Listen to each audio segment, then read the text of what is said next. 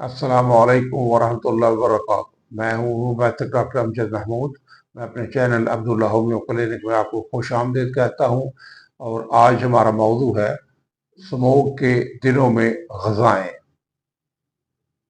तो स्मोक के दिनों में उन ग़िज़ाओं को, उन फूड्स को तरजीह देनी चाहिए जो हमारे रेस्पिरेटरी सिस्टम के लिए भी बेहतर हों और जो इन्फ्लेमेशन को भी कम करें।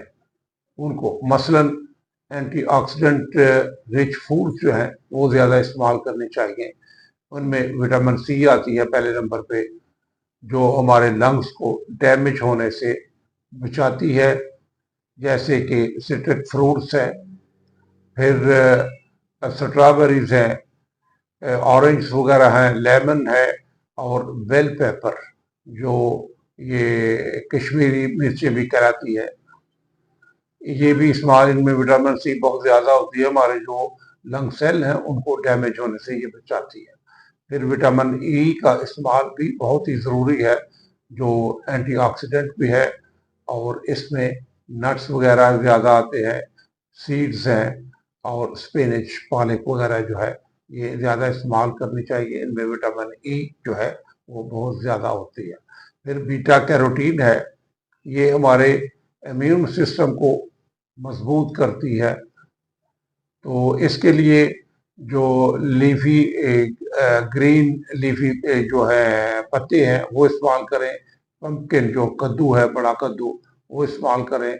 आप स्वीट पोटैटोज इस्तेमाल कर सकते हैं, कैरेट इस्तेमाल कर सकते हैं। इनमें बीटा कैरोटीन जो है वो ज़्यादा होती है, जो हमारे इम्यून सिस्टम को मजबूत करती है।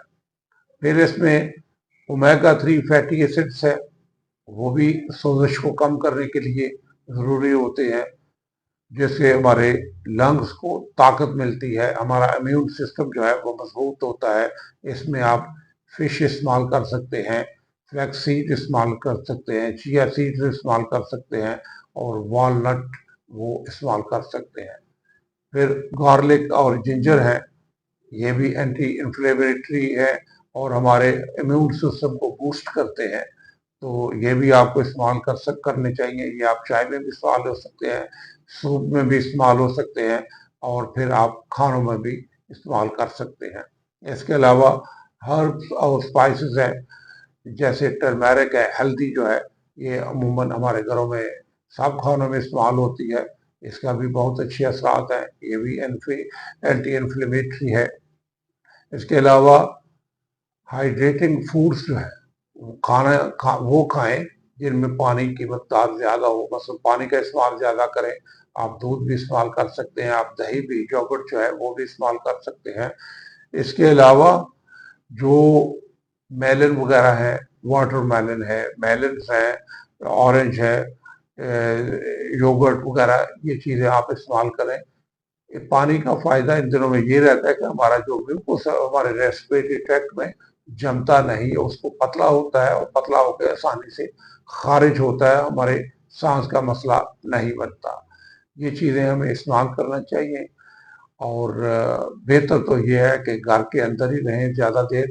बहुत ज़रूरी काम हो तो घर से बाहर निकले, वो करना, स्टे इनसाइड।